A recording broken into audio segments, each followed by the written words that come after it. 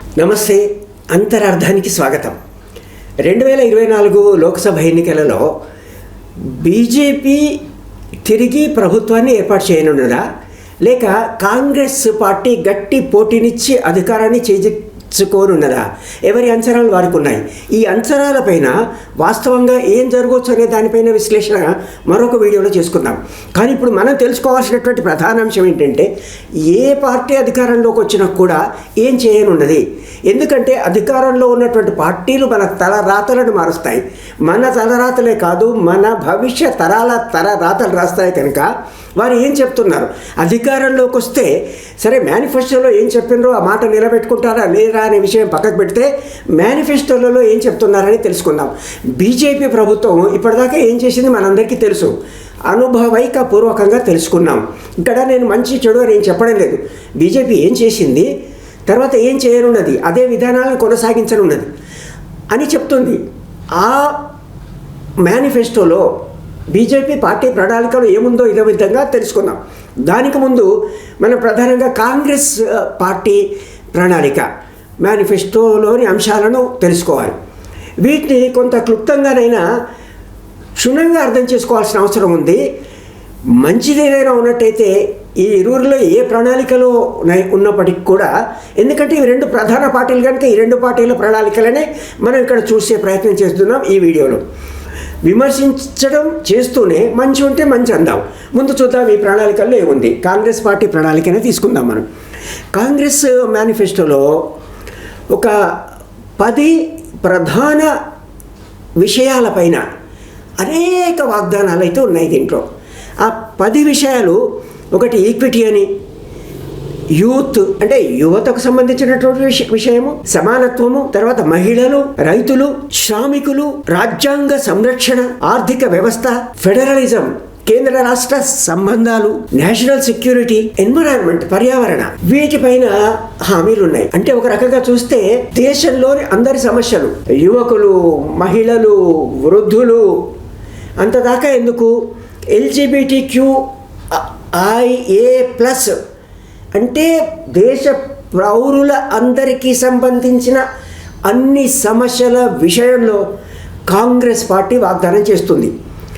అయితే ఒక్కొక్కటి కాకుండా మనము ప్రధానంగా చేసినటువంటి వాగ్దానాల్లో నిజంగా ప్రజా జీవనము బాగుపడనున్నదా, విద్య, వైద్య, ఇతర ప్రధాన రంగాలలో ఏం జరగనున్నదని తెలుసుకోవడానికి ఏమేం చెప్పింది అనేది ఒక్కొక్కటి క్లుప్తంగా చూద్దాం. ముందుగా సామాజిక ఆర్థిక గణన, సోషో ఎకనామిక్ సెన్సస్, కులగణన అది చేస్తామని అంటున్నారు. మంచిదే, ఎందుకంటే ఏదైనా వ్యాధి తెలుసుకోవాలి అంటే వ్యాధి ఏంటో నిర్ధారిస్తేనే కానీ చికిత్స సాధ్యం కాదు. కనుక ఏ కులాల వారు, వర్గాల వారు, ఆర్థిక స్థితిగతులు ఎట్లా ఉన్నారని తెలుసుకునేదాట తప్పేలేదు. అది చేస్తా అని చెప్తున్నది కాంగ్రెస్ పార్టీ. తర్వాత 50% మించి రిజర్వేషన్స్ వీలు లేదు. షెడ్యూల్ కులాలు, షెడ్యూల్ తెగలు, ఓబీసీస్, మీకు ఇతరత్ర బలహీన వర్గాల సంగతి తెలుసు మీకు. వీరికి ఇస్తున్నటువంటి రిజర్వేషన్స్ 50% దాటకుండా ఉంది కనుక దాన్ని విస్తృతపరిచి ఇంకా అదనంగా రిజర్వేషన్స్ ఇస్తూ ఉంటుంది. అట్లాగే కుల మతాలతో ఏ రకమైనటువంటి ప్రమేయం లేకుండా ఆర్థికంగా వెనుకబడిన వారికి కూడా 10% రిజర్వేషన్ చేస్తానంటుంది. అయితే ఇక్కడ రిజర్వేషన్ చేస్తా అంటే బాగుంది, చేయాలి.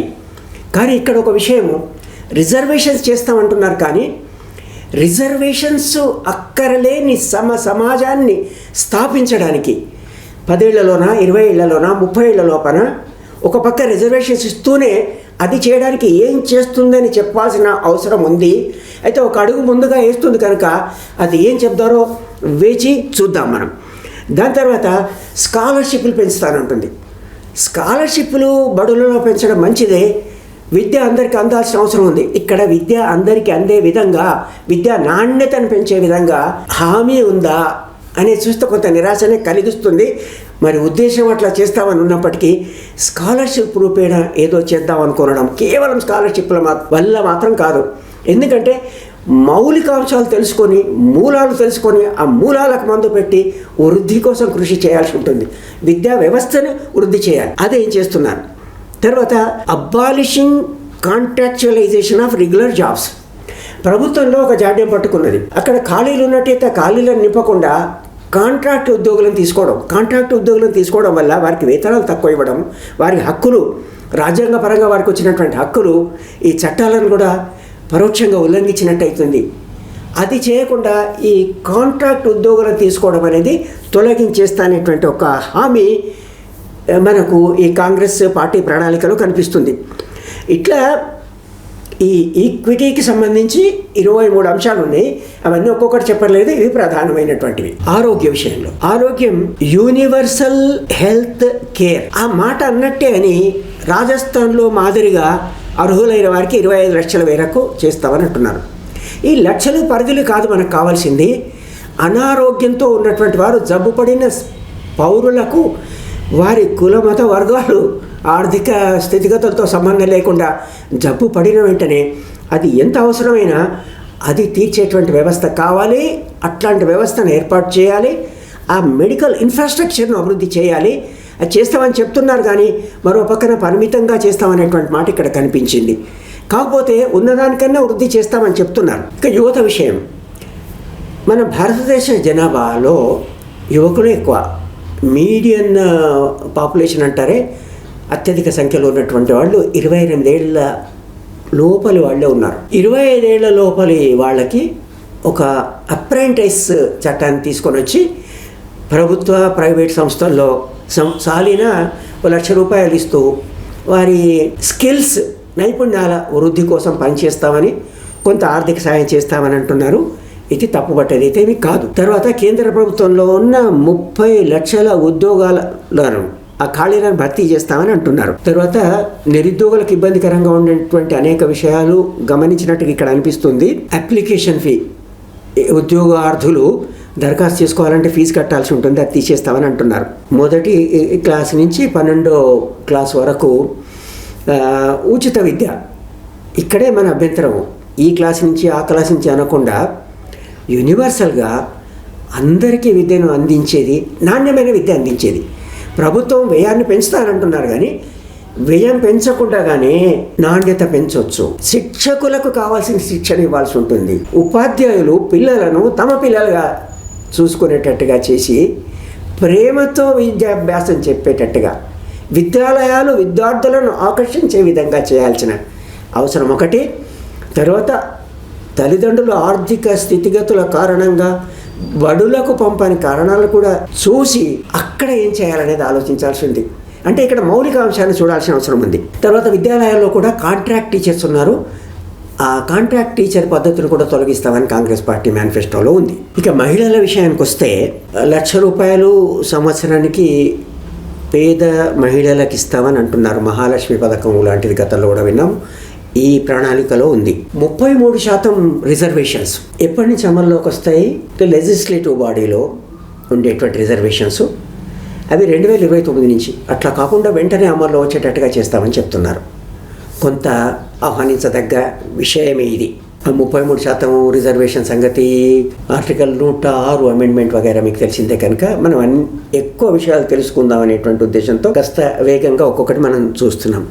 అట్లాగే మహిళలకు కేంద్ర ప్రభుత్వంలో ఉద్యోగాల్లో 50% రిజర్వేషన్ ఇస్తామని అంటున్నారు. ఇక్కడ మాత్రం ఒక విషయం మనం స్పష్టంగా కొంత అర్థం చేసుకోవాల్సి ఉంటుంది. మహిళల రక్షణ, మహిళల భద్రత.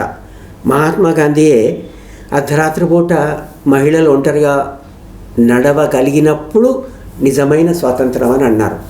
అంటే ఆ దౌర్భాగ్య స్థితి ఎందుకు కొనసాగుతుంది?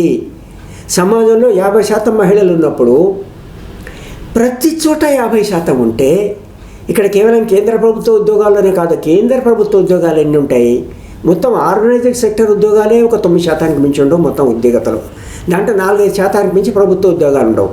అందులో కొంత ఏదో చేసినంత మాత్రాన కాదు, అది చేయాల్సిన అవసరం ఉంది. అట్లాగే అది మంచిది. ఇప్పుడు 50% అనడం ఒక ముందడులాగా కనిపిస్తుంది. అయితే ప్రతి చోట కలెక్టర్లుగా మహిళలు, సూపరింటెండెంట్ ఆఫ్ పోలీసుగా మహిళలు, పార్లమెంటులో మహిళలు, అక్కడే కాదు ఆటో రిక్షా నడిపేవాళ్ళు కూడా, బస్సు నడిపేవాళ్ళు కూడా, ప్రతి చోట మహిళలు అర్ధరాత్రి పూట కూడా పనిచేసేటట్టుగా. అంటే ఆర్థిక స్వావలంబన, ఆ ఎకనామిక్ ఇండిపెండెన్స్ అనేది మహిళలకు రావాలి, ఆ ధైర్యం రావాలి, అంతటా కనిపించాలి. 50% ప్రతి చోట మహిళలు ఉన్నప్పుడు ఈ మహిళలను తక్కువ చూపు చూడడము, మహిళలకు ఒక రకమైన అభద్రతా భావం కలగకుండా ఉండేటట్టుగా, లేదా మహిళల పైన దాడులు జరగకుండా ఉండేందుకు ఇది దోహదపడుతుంది. అంటే మరోసారి చెప్పాలంటే 50% మహిళలు అన్ని చోట ఉండాలి. లేబర్ ఫోర్స్ పార్టిసిపేషన్లో 25% ఉన్నారు కనుక అది కూడా పెంచుతామని అంటున్నారు. కనుక ఈ దిశగా ఒక అడుగేమో అనిపిస్తుంది, కానీ సంపూర్ణంగా స్పష్టత ఇక్కడ కనిపించలేదు. రైతుల విషయంలో మినిమం సపోర్ట్ ప్రైస్, కనీస మద్దతు ధర, ఇది చట్టబద్ధంగా ఇస్తామని అంటున్నారు. రైతులు ఎప్పటి నుంచో ఇది కోరుకుంటున్నారు. తర్వాత క్రాప్ ఇన్సూరెన్స్, పంటల బీమా, ఆ బీమా మొత్తం ఒక ఊరంతా నష్టమైతే అని కాకుండా రైతు వేసిన నిర్దిష్టమైన పంటకు ప్రతి రైతుకు కూడా ఇతర బీమాలో లాగా ఉండేటట్టుగా చేస్తామనేటువంటి ఒక ఆశ కలిగిస్తున్నారు. బాగానే ఉంది. ఇక్కడ మన అభ్యంతరం ఏంటంటే ఇప్పటిదాకా ఈ బీమా పథకాలు బీమా సంస్థలకు లాభం కలిగించేవిగా ఉన్నాయి. అట్లా కాకుండా మరో పద్ధతిన రైతుకు రక్షణ ఇచ్చేటట్టు, ప్రజాధనాన్ని సద్వినియోగం చేసేటట్టుగా, ఆ సొమ్ము కంపెనీలకు కాకుండా రైతులకు అందేటట్టుగా దీన్ని ఇంకా చాలా స్పష్టంగా లోతుగా ఆలోచించాల్సి ఉంది. అదే కాకుండా ఒక permanent commission for agricultural finance అంటున్నారు, లోన్ ఫోర్ బియరెన్స్. అంటే ప్రతిసారి ఎన్నికలు వచ్చినప్పుడల్లా రుణమాఫీ చేస్తామని చెప్తున్నారు, హామీ ఇస్తున్నారు. ఆ చెప్పిన మేరకు హామీలు జరగడం లేదు. కాకపోతే ప్రతిసారి ఈ ఎన్నికల సందర్భంగానే కాకుండా రైతుల స్థితిగతులను ఆలోచించి అవసరం అయినప్పుడల్లా రుణమాఫీ చేయడం సాధ్యం కాదా, అది చేయ వీలు లేదా, అట్లా చేస్తున్న ఉదాహరణలు ఉన్నాయి మనకు. పెద్ద క్యాపిటలిస్టిక్ దేశమని మనం అమెరికాను అనుకున్నా, అంత పెద్ద పెట్టుబడిదారీ దేశమైన, మార్కెట్ ఫోర్సెస్ పైన ఆధారపడి నడుస్తున్న దేశమైనా అక్కడ ఉంది నాన్ రీకోర్స్ లోన్స్ అని ఉంటాయి. అంటే రైతులకు ఇచ్చిన రోజే రుణము, అది తిరిగి కట్టలేని పరిస్థితి, పంట నష్టమైనా, మార్కెట్ ఫెయిల్యూర్ అయినా, మరో నష్టం ఏదైనా వస్తే ఆ రుణాన్ని మాఫీ చేసే విధంగా, ఇతర పద్ధతుల ద్వారా ధాన్యాన్ని ప్రభుత్వం సేకరించే విధంగా ఉన్నాయి. ఆ వివరాలు మరో వీడియోలో నాన్ రీకోర్స్ రుణాలంటే ఏంటి, పంటల మాఫీ పైన మనం తెలుసుకుందాం. అట్లా చేయడానికి వీలున్నది. అంతేగాని అదేదో కంపెనీలకు లాభం వచ్చేటట్టుగా, ఇన్సూరెన్స్ వారికి లాభం వచ్చేటట్టుగా చేయకుండా ఉంటే బాగుంటుంది. అయితే రైతుల విషయమే కాకుండా వ్యవసాయ అనుబంధ పరిశ్రమలు, అలైడ్ యాక్టివిటీస్ అంటాం కదా, వాటన్నిటిపైన కూడా అభివృద్ధి చేస్తామని, ఫిషరీస్ విషయంలో మత్స్యకారులకు సహాయం చేస్తామనేది ఈ మేనిఫెస్టోలో మనకు కనిపిస్తుంది. అట్లాగే శ్రామికుల విషయంలో కూడా ఒక 14 హామీలు మనం మేనిఫెస్టో చూస్తే అక్కడ కనిపిస్తుంది. అయితే ఇక్కడ ప్రధానంగా 14 విషయాన్ని నేను చెప్పడం లేదు, కానీ నేషనల్ మినిమం వేజ్ 400 రూపాయలు చేస్తామంటున్నారు. అట్లాగే Mahatma Gandhi national rural employment guarantee act, దాని కింద కూడా వేతనాన్ని 400 రూపాయలు చేస్తామని కాంగ్రెస్ హామీ ఇస్తున్నది. ఇట్లా అనేక ఇతర హామీలు, న్యాయ వ్యవస్థలో మార్పులు తెస్తామని, రాజ్యాంగాన్ని గౌరవించేటట్టుగా చర్యలు తీసుకుంటామని చెప్తున్నది. రాజ్యాంగ విరుద్ధంగా ప్రభుత్వాలు ప్రవర్తిస్తున్నటువంటి సందర్భాలు మనం చూస్తున్నాం. అట్లాంటి లేకుండా చేస్తామంటున్నారు. తర్వాత మొత్తం ఆర్థిక వ్యవస్థ విషయానికి వస్తే 1991లో తామే ఆర్థిక సంస్కరణలు తీసుకొచ్చామని చెప్పి కాంగ్రెస్ ప్రభుత్వం చెప్తున్నది. అది వాస్తవమే. 33 సంవత్సరాలైన నేపథ్యంలో ఉద్యోగితతో ఉండేటువంటి వృద్ధి, గ్రోత్ విత్ సోషల్ జస్టిస్, సామాజిక న్యాయంతో కూడిన వృద్ధి, దానికోసం కృషి చేస్తామని చెప్తున్నారు. అట్లాగే వృద్ధి కూడా మనం జీడిపి తీసుకుంటే ఈ కాంగ్రెస్ మేనిఫెస్టోలో లెక్కగట్టి చెప్పింది 1990-91లో స్థిర ధరల్లో, కాన్స్టాంట్ ప్రైసెస్లో 25 లక్షల కోట్లు ఉన్న జాతీయ ఆదాయము, గ్రోస్ డొమెస్టిక్ ప్రొడక్ట్ 50 లక్షల కోట్లకు చేరింది.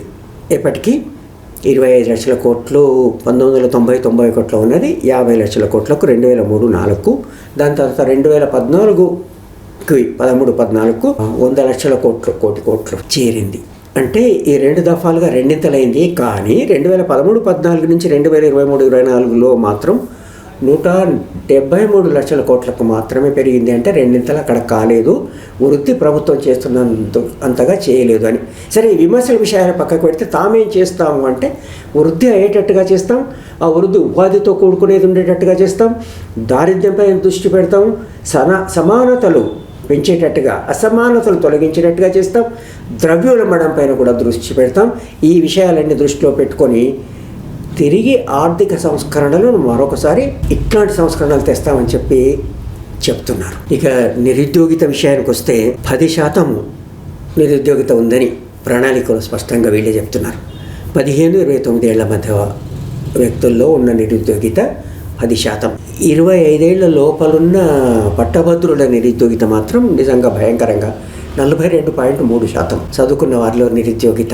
అదే 30-34 ఏళ్ల ప్రాయంలో ఉన్న వారి నిరుద్యోగిత 9.8%, అంటే ఇంచుమించు 10% ఉంది.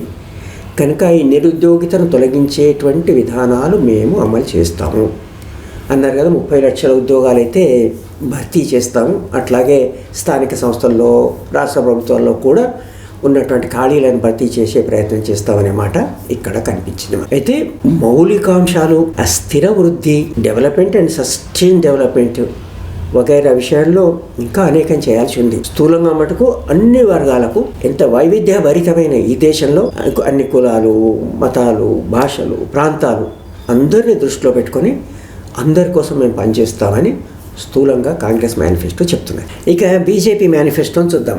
ప్రధాని మోదీ పైన కేంద్రీకరించి మోదీకి గ్యారంటీ 2024 అని ఉంది. 24 గ్యారంటీలు ఉన్నాయి మోదీకి గ్యారంటీ పేరున. ఉదాహరణకు మోదీకి గ్యారంటీ గరీబ్ పరివార్జన్, మిడిల్ క్లాసెస్, నారీ, విమెన్, యూత్, యువత, కిసాన్, రైతులు, శ్రామికులు, అట్లాగే ఆరోగ్యం, స్వాస్థ్య, తర్వాత విద్య, క్వాలిటీ ఎడ్యుకేషన్. క్లుప్తంగా బీజేపీ గ్యారంటీల్లో ఏముందని చూస్తే ఈ ఫ్రీ రేషన్ 80 కోట్ల మందికి 2020 నుంచి ఇస్తున్నాం, అది కొనసాగిస్తాం ఇంకొక 5 ఏళ్ళు అని చెప్తున్నారు. తర్వాత ఉచిత వైద్యం, ఆయుష్మాన్ భారత్ 5 లక్షల వరకు పెంచడం. అంటే ఇక్కడ కూడా స్పష్టంగా మనకేం కనిపిస్తుందంటే యూనివర్సల్ హెల్త్ కేర్ అనేది ఇక్కడ మనకు కనిపించడం లేదు. ఉచితంగా ఆహార ధాన్యాలు ఫ్రీ రేషన్ ఇస్తామంటున్నారు, కానీ అది అవసరం లేని పరిస్థితిని కల్పిస్తాము అనేది అది మనం నమ్మేటట్టుగా చెప్పడం అనేది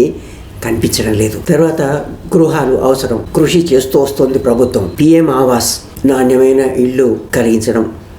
అట్లాగే బీదలకు ఉచిత విద్యుత్తు, ప్రైమ్ మినిస్టర్ సూర్యఘర్ ముఫ్త్ బిజ్లీ యోజన కింద ఉచితంగా విద్యుత్తు అందిస్తామని, అంటే ఉచితాలు అనేకం ఇస్తామని చెప్పి బీజేపీ మరోసారి ఎన్నికల ప్రణాళికలో నొక్కి వక్కాణించింది. ఇలా నిర్మాణం విషయానికి వస్తే కేవలం పేదలే కాకుండా మధ్యతరగతి, మధ్యాదాయ వర్గాలకు కూడా, అంటే అన్ని వర్గాలను కలుపుకొని అందరికీ ఆకర్షణీయంగా ఉండేటట్టుగా చేస్తామనేటువంటి మాట మనకు బీజేపీ ప్రణాళికలో కూడా కనిపిస్తున్నది. మనం తర్వాత ఈ ఇల్లు కట్టుకోవడానికి వీలుగా సులభతరం చేసేటట్టుగా పథకాలను రూపొందించి మధ్యతరగతి వారికి ఇల్లు, ఒక పక్కనేమో ఆహారం అందిస్తాము 80 కోట్ల మందికి అని, ఇక్కడ మధ్యతరగతి వాళ్ళకి ఇల్లు, ఇంటి అవకాశాలు కలిగిస్తామని చెప్పి.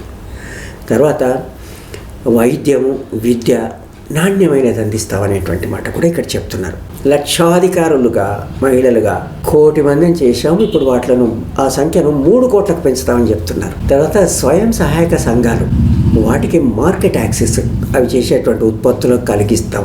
మార్కెటింగ్ అనేది ప్రధాన సమస్య కనుక అది కల్పిస్తామని చెప్పి పార్టీ ప్రణాళికలో ఉన్న ప్రధాన వాగ్దానాలలో ఒకటి. తర్వాత ఈ పరీక్షలు, పబ్లిక్ సర్వీస్ కమిషన్ పరీక్షలు, ప్రశ్నాపత్రాలు ముందే తెలిసిపోవడం, లీక్, అది అయినప్పుడు శిక్ష పడేటట్టుగా చేస్తాం, సత్వర న్యాయం కలిగేటట్టు చేస్తాం.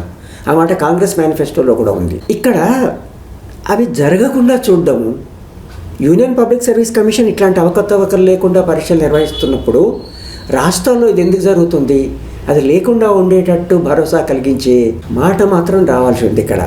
కాకపోతే చర్యలు తీసుకుంటాము, సత్వరం కోర్టులో న్యాయం జరిగేటట్టుగా చేస్తాము, చట్టాన్ని తీసుకొద్దాము దీన్ని ప్రివెంట్ చేసేటట్టుగా.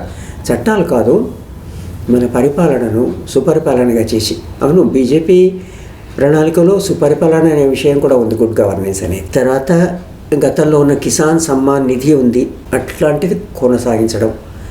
దాంతోపాటు ఫసల్ బీమా, ప్రైమ్ మినిస్టర్ ఫసల్ బీమా భారతీయ జనతా పార్టీ ప్రవేశపెట్టింది. దాంట్లో ఎన్నో లొసుగులు ఉన్నాయి, దాన్ని మరింత పటిష్టం చేస్తామంటున్నారు. కానీ ఆ లొసుగులను సవరించి ప్రైవేట్ కంపెనీలకు లాభం కలగకుండా రైతులకు లాభం కలిగే విధంగా ఏం చేస్తారనేది చూడాల్సి ఉంది. తర్వాత కాంగ్రెస్ ఏమో మినిమం సపోర్ట్ ప్రైస్ గ్యారంటీకి ఒక చట్టాన్ని అయితే ఇస్తామంటే దాన్ని ఉచితంగా పెంచుతాము అని చెప్పి మనకు బీజేపీ ప్రణాళికలో కనిపిస్తుంది. తర్వాత వ్యవసాయ రంగాన్ని వృద్ధియే కాకుండా వ్యవసాయ అనుబంధ రంగాలు, ఫిషరీస్, ఇది మనకు కాంగ్రెస్ ప్రణాళికలో, బీజేపీ ప్రణాళికల్లో కనిపిస్తుంది మనకు. తర్వాత సూక్ష్మ, చిన్న, మధ్య తరహా పరిశ్రమలు, ఎంఎస్ఎంఈ, విశ్వకర్మ, తద్వారా ఉపాధి అవకాశాలను పెంచడం, దానికి కృషి చేస్తామని మేనిఫెస్టో చెప్తున్నది. ఇక ఓ పక్క కాంగ్రెస్ పార్టీ విమర్శనాస్త్రాలను కురిపిస్తుంటే కావలసినంత వృద్ధి జరగలేదని, బీజేపీ మటుకు ప్రపంచంలో భారతదేశాన్ని 3వ అతిపెద్ద ఆర్థిక వ్యవస్థగా రూపుదిద్దుకునేటట్టు ప్రయత్నం చేస్తామని చెప్తుంది. ఉపాధి అవకాశాలను, ఉద్యోగ అవకాశాలను పెంపొందిస్తామని చెప్తున్నది. దీంతోపాటు ప్రత్యేకించి చెప్పుకోవాల్సింది Virasat Vikas, heritage and development, వారసత్వ సంపద అభివృద్ధి. దీనికోసం బీజేపీ ప్రభుత్వం ప్రత్యేకంగా కృషి చేస్తుందని, మత సంబంధ సాంస్కృతిక స్థలాల అభివృద్ధి చేస్తామని చెప్తున్నది. Developing religious and cultural sites, Ayodhya holistic development, ఇట్లా మతపరమైనటువంటివి, హిందూ దేవాలయాలు వృద్ధి, ఆ విషయం స్పష్టంగా మనకు మేనిఫెస్టోలో తెలియజేస్తున్నారు. యూనిఫామ్ సివిల్ కోడ్ తెస్తామని బీజేపీ ఎప్పటి నుంచో చెప్తుంది, అది చేస్తామని. దేశవ్యాప్తంగా ఒకేసారి ఎన్నికలని, తర్వాత అవినీతి రహిత సమాజాన్ని స్థాపిస్తామని, ఇట్లా అందరి అభివృద్ధి కోసం, అన్ని వర్గాల కోసం కృషి చేస్తామని బీజేపీ మేనిఫెస్టో కూడా చెప్తున్నది. గతంలో ప్రభుత్వంలో ఉన్నప్పుడు ఈ పార్టీలు చేసింది ఏంటి, ఇప్పుడు నిజంగా చేయనున్నారా, నిజాయితీతో ఏ మేరకు చెప్తున్నారు అనేది ప్రజలు, ఓటర్లు తెలుసుకొని మన ప్రయోజనాలను ప్రతిష్టంగా ఉండేటట్టుగా ఓటు చేయాలి, ఖచ్చితంగా ఓటు చేయాలి. ఇంత ఓపికగా ఈ వీడియోను చూసినందుకు ధన్యవాదాలు. ఈ ఛానల్ని మీరు ఇప్పటిదాకా సబ్స్క్రైబ్ చేయకుండా ఉన్నట్టయితే దయచేసి సబ్స్క్రైబ్ చేయండి. మీకు తెలుసు, సబ్స్క్రిప్షన్ ఉచితమే. ధన్యవాదాలు.